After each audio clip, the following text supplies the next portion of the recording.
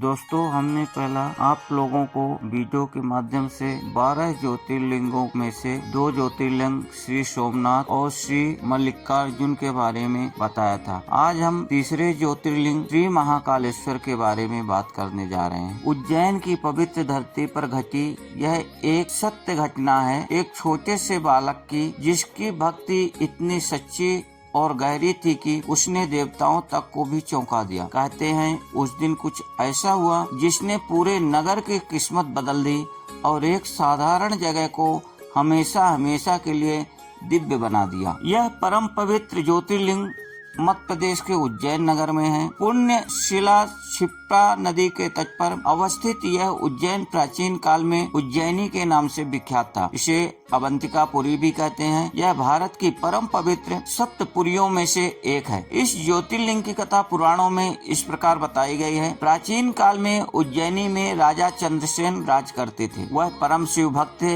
एक दिन श्रीकर नामक एक 5 वर्ष का गोप बालक अपनी माँ के साथ उधर से गुजर रहा था। राजा का शिव पूजन देकर उसे बहुत विस्मय और कौतूहल हुआ। वह स्वयं उसी प्रकार की सामग्रियों से शिव पूजन करने के लिए लालायित हो उठा।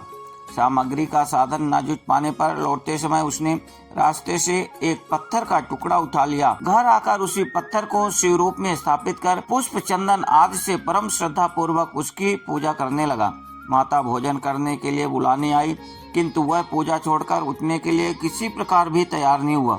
अंत में माता ने झल्लाकर पत्थर का वह टुकड़ा उठाकर दूध फेंक दिया। इससे बहुत ही दुखी होकर वह बालक जोर जोर से भगवान शिव को पुकारता हुआ रोने लगा। रोते रोते अंत में बेहोश होकर वह वहीं गिर पड़ा। बालक की अपने प्रति यह भक्ति और प्रेम देखकर आशुतोष भगवान शिव अत्यंत प्रसन्न हो गए। बालक ने ज्यों ही होश में आकर अपने नेत्र खोले तो उसने देखा कि उसके सामने एक बहुत ही भव्य और अति विशाल स्वर्ण और रत्नों से बना हुआ मंदिर खड़ा है। उस मंदिर के भीतर एक बहुत ही प्रकाशपूर्ण भास्वर तेजस्वी ज्योतिर्लिंग खड़ा है। बच्चा प्रसन्नता और आनंद से विभोर होकर भगवान शिव की स्तुति करने लगा। माता को जब यह समाचार मिला तब दौड़कर उसने अपने प्यारे लाल को गले से लगा लिया। पीछे राजा चंद्रसेन ने भी वहां पहुंचकर उस बच्चे की भक्ति और सिद्धि की बड़ी सराहना की।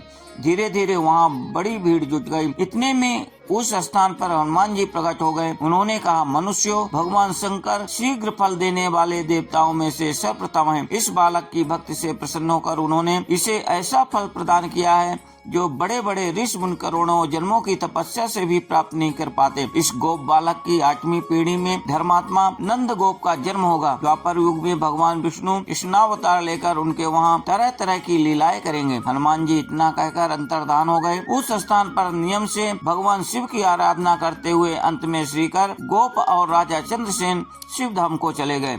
इस ज्योतिर्लिंग के विषय में एक दूसरी कथा इस प्रकार कही जाती है। किसी समय अवंतिकापुरी उज्जैनी में वेद पाठी तपोनिष्ठ एक अत्यंत तेजस्वी ब्राह्मण रहते थे। एक दिन दूषण नामक एक अत्याचारी असुर उनकी तपस्या में विघ्न डालने के लिए वहां आया। ब्रह्मा जी के वर से वह बहुत शक्तिशाली हो गया था। उसके अत्याचार से चारों ओर त्राहि त्राहि मची हुई थी। ब्राह्मण को कष्ट में पड़ा देकर प्राणी मात्र का कल्याण करने वाले भगवान शंकर वहां प्रकट हो गए। उन्होंने एक हुंकार मात्र से उस दारुण अत्याचारी दानव को वहीं जलाकर भस्म कर दिया। भगवान वहां हुंकार सहित प्रकट हुए, इसलिए उनका नाम महाकाल पड़ गया। इसीलिए इस परम पवित्र ज्योतिर्लिंग को महाकाल के नाम से जाना जाता है। महाभारत, शिव पुराण एवं स्कंद पुराण में इस ज्योतिर्लिंग की महिमा का पूरे विस्तार के साथ वर्णन किया गया है। दोस्तों, अगर ये वीडियो आप लोग को पसंद आई हो तो प्लीज कृपया आप लोग सब्सक्राइब करें। धन्यवाद।